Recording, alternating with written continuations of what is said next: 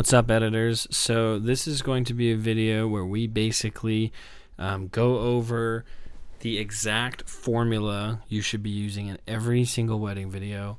We are standardizing the process so that every single wedding video is the same template and layout. I understand from an artistic point of view, looks like we're fun suckers, but when somebody books a wedding with us, they have to be getting the exact same consistency every single time. So I'm going to take you through the exact formula and layout I would like each of our BTM videos to be always. I'm not telling you how to edit. That's completely different. I'm telling you in what order to edit. Okay. For a first look video, always start with the groom shots. Okay. And the videographers should be getting these. If they are not, then they are actually in violation of a strike. They're not, because they should be getting these shots. So just know that, like, you need to be like talking to your team lead, Daniel, if they are not getting the shots. Consequently, he's also the team lead for the video, so he can make sure that happens. They have a similar video where it's basically telling them that they need to be getting these shots. So start with the groom, build up really slowly. Start with the bride, okay? Build it up, make it intense. Then do the turnaround. Spend a lot of time on the turnaround, okay? It's okay if it feels awkward. Give it 20, 30, 40 seconds if you need to, if you've got good reactions. If it's shot in slow-mo, like what you can see here is, it is like, there's a couple cuts, but spend time on it, okay? Really spend some time like this, like do a couple different shots, because this is really what they are.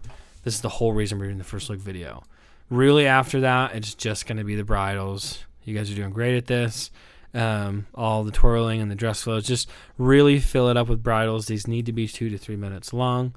And once again, remember, I'm very, very, very interested in first look videos that are shot well, have good lighting.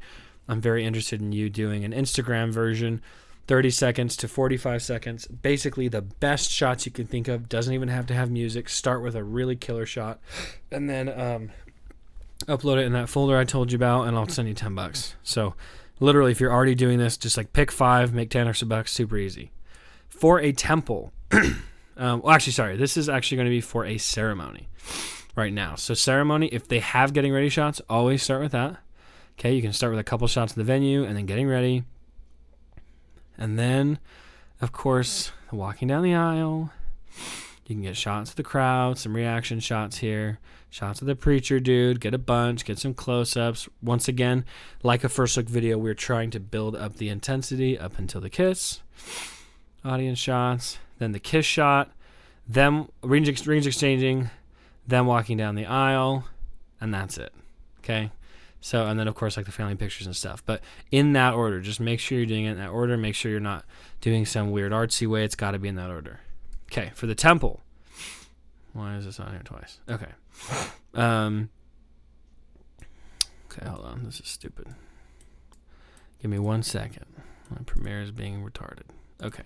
For the temple. So, always start with the temple shots. Okay, you're always going to start with the shots of the temple. If you don't have enough, reach out to Daniel. We have a shiz ton. I'm okay if you even use temple shots and like from different videos, as long as the lighting matches their wedding day if you have to. So start with the temple shots always. Do a bunch. Okay, really, really build it out. They want to see the temple on their wedding day. Then do a family waiting shots. If you've got them, as many as you've got. Once again, you're going to try to build up to a moment in the song where it's really nice for when they exit. Spend a bunch of time on the exit. This is the most important part of the video. Spend a bunch of time on the exit. Have them come down and hug their families. Spend a bunch of time here too. Get some nice shots. I like to bounce from the groom to the bride to the groom to the bride to the groom to the bride. Go back and forth as many times as you feel like is good. I think that works really well, especially hugging the key people, like the parents and stuff. Try to get that in there. And then if they have a shot, which they should be getting, where they're like walking, like a transition shot, get this kind of a shot. All right, I want you to transition them walking to the back of the temple. I don't care as much about this, and so what I usually do for this part, for like the group shot stuff, like of the big family, I actually, like when I get to this point, I start editing from the back, and I get all the bridals in, and I get all the bridesmaids and groomsmen, and then I just fill in whatever I have to. I don't like to spend time on this. Get a couple different shots of this, just enough that, hey, they remember that they were there. But, do this next. We're going in a very linear order.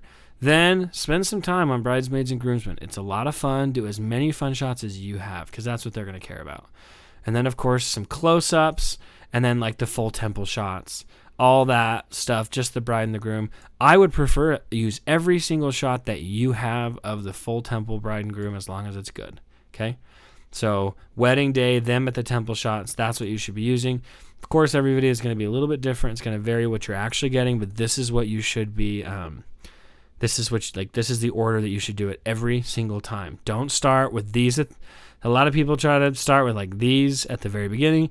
Don't do that. We have to have it standardized. Just always use this exact same format, and I promise it'll make it a million times easier. And for the reception, exact same thing, okay? Like I think I've mentioned this before, but once again, after I build a quick intro, I actually start from the back again so that I can start with my send-off, and I can really give that the time it deserves. I can do the bouquet toss. I can give that time. I do the garter. I do the party shots. I do the slow dancing because that's way more interesting than a million shots of the cake, if that makes sense. So do your intro. Build this out from the back. Do that in that order so you can actually give it the time it deserves. They're going to want to see a lot of this. Get 2 or 3 different shots of the dad, 2 or 3 different shots of the mom, 2 different shots of the bride and groom dancing. Really spend your time on that. Spend your time on the send-off, and then go back in and fill in whatever you've got, okay? So get a couple shots of the decor, caterers, get a shot of their caterers, and then a couple shots of them in their line. Beyond that, it's just the program. So spend time on the program. Spend time on the cake cutting. In my opinion, that should be at least 50% of the video, probably more. So really take your time on these. But that's it. I mean, as long as we are doing a good job and as long as we're basically doing it in that order every single time, then we're going to give them a standardized product. They're not confused. They're not wondering. You still have room to be creative, but just make sure that it's done in this order. So if you have any questions, talk to Daniel about that. But stuff that's done out of this order is gonna be a problem. We'll probably have to re-edit it. So thanks, guys. I appreciate it.